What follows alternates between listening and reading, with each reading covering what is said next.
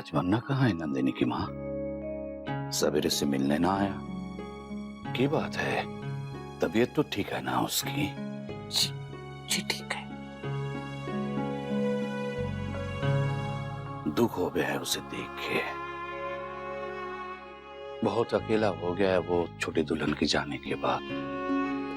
देख, मारे को पता है कि समय ना मिला है थारे को उतना, पर तुम्हारे ऊपर ध्यान थोड़ा सा कम दे, लेकिन उससे 2-4 बातें जरूर कर ले हर रोज।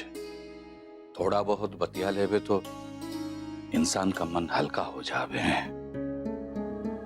गुमसुम बैठे रहे तो पता नहीं कि ये सोचे है मन। जी मैं समझती हूँ और कोशिश भी करती हूँ, पर हाँ, अपना साथी तो अपना ही हो गए है ना, और जब कोई ना रहा तो पता नहीं मन ही ना लगे हैं किसी चीज में। तू उसे समझा जरा, थोड़ा सा संभाले अपने आप को। तारी बात को वो कभी बुरा ना माने है, ना ही कभी टाले है उसने। बहुत मान करे है थारा।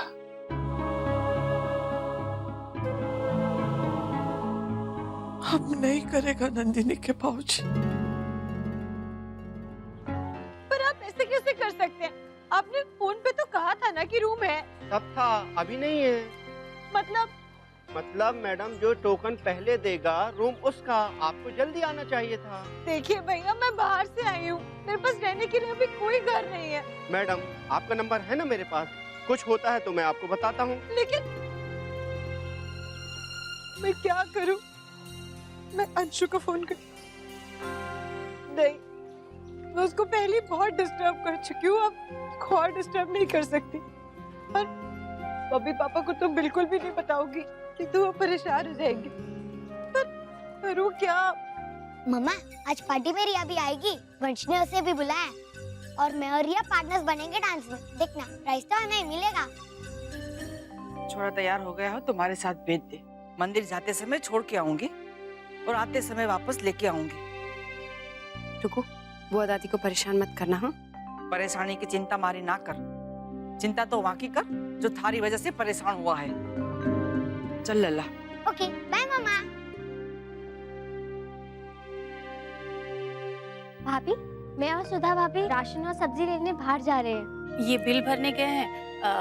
भाभी माँ आराम कर रही है, दादाजी सो रहे हैं ना, तो बोल रही थी कि मैं थोड़ा आराम कर लेती हूँ। ठीक है, मैं हूँ, आप जाइए।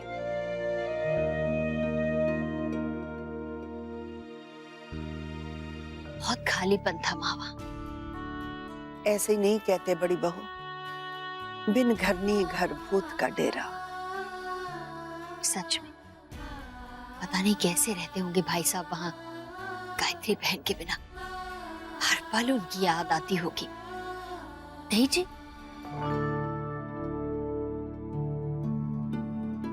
जी क्या सोच रहे हैं आप?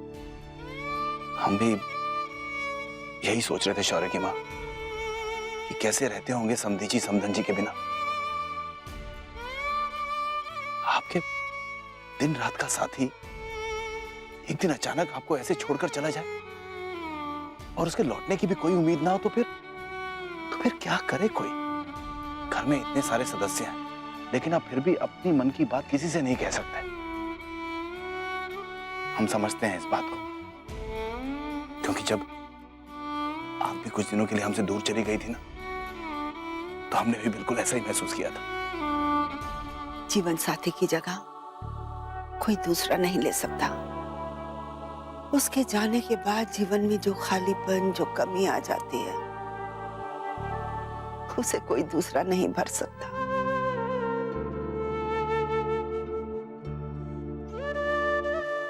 गायत्री जी,